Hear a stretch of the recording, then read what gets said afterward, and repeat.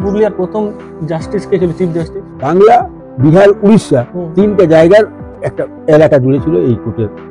পুরুলিয়াতে যেটা কোর্ট আছে কিভাবে তৈরি করেছে এবং কে তৈরি করেছে? তার একটা কোর্ট ছিল রঘুনাথপুর। প্রথমে কোর্টটা ছিল কোন জায়গায়? সম্বলপুরের এলাকাটা পুরুলিয়া কোর্টের অধীনে ছিল।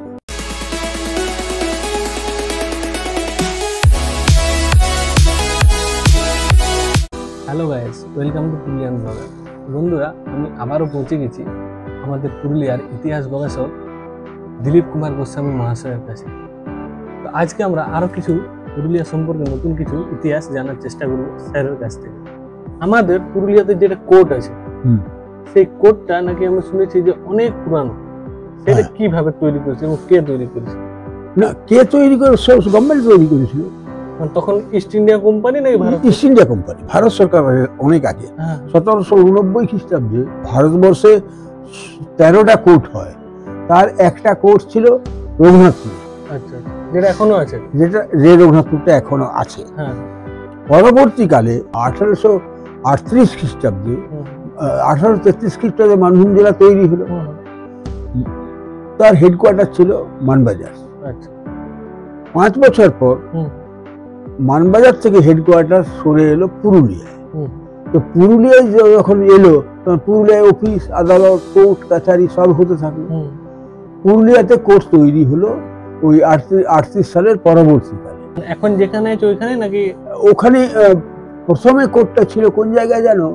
ওই যে বাস স্ট্যান্ডের পাশে যে একটা পুরনো বিল্ডিং আছে, বাস স্ট্যান্ডের পাশে মানবাজার দিকে যেতে, বাস স্ট্যান্ড থেকে বেরোচ্ছ মানবাজার দিকে ঘুরলে ওখানে একটা পুরনো বিল্ডিং আছে, মনে পড়ছে?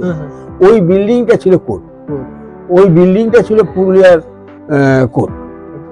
পরবর্তীকালে যেটা বর্তমান কোর্ট, সেইটা তৈরি হয় পুরুলিয়া কোর্টের যে বিল্ডিং, সেই বিল্ডিং তৈরি হয় 1910 থেকে 1914, এই 4 বছর।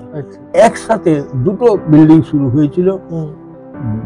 এখানে কোর্টের বিল্ডিং তৈরি হয়েছিল এবং জাজের যে বাংলো, পুরুলিয়ার রাঁচি রোডের উপরে যে জাজের বাংলো, শেষ বাড়ি, পুরুলিয়ার শেষ বাড়ি রাস্তার ওই দিকটাতে, সেই দুটো বিল্ডিং একসাথে শুরু হয়েছিল। শেষ হয়েছিল 14 খ্রিস্টাব্দে। পুরুলিয়ার প্রথম জাস্টিস কে ছিল? Chief justice H G. Holley. British ছিলেন, সাহেব, তখন সাহেব ছিলেন।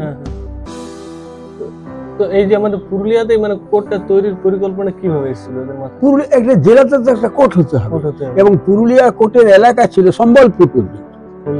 সম্বলপুর, উড়িষ্যার যে সম্বলপুর, সম্বলপুরের এলাকাটা পুরুলিয়া কোর্টের অধীনে ছিল। এটা এই কোর্টের গুরুত্ব ছিল। মানে ওরাও এখানে আসছে কেস করতে এখানে আসে। সম্বলপুরের মানুষদের, অনেক মানুষ, বাসুদেবাচার্যা একদিন একবার আমাকে বলছিল, জানো তুমি সম্বলপুরের কিছু লোক আমার সাথে কথা বলতে এসেছিল প্রয়োজনে।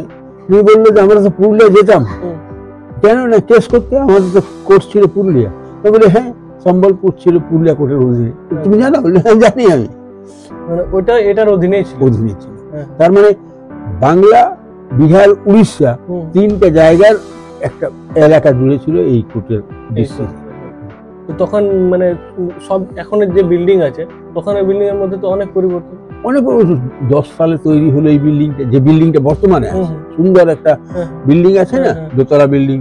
তার কক্ষগুলো খুব সুন্দর, বারান্দা খুব সুন্দর, হাঁটলে মনে হবে যে একটা ব্রিটিশ, মানে একটা উন্নত রাজকীয় পরিবেশ। হাঁটবে চতুর্দিকটা ঘোরা যায় বারান্দা, হাঁটলেই মনে হবে যে আমি কোথায় যেন এসেছি। হ্যাঁ, মানে একটা আলাদা অনুভূতি হয়। সাহেবদের তৈরি করা তো। এটাই ছিল আমাদের কোর্টের ইতিহাস।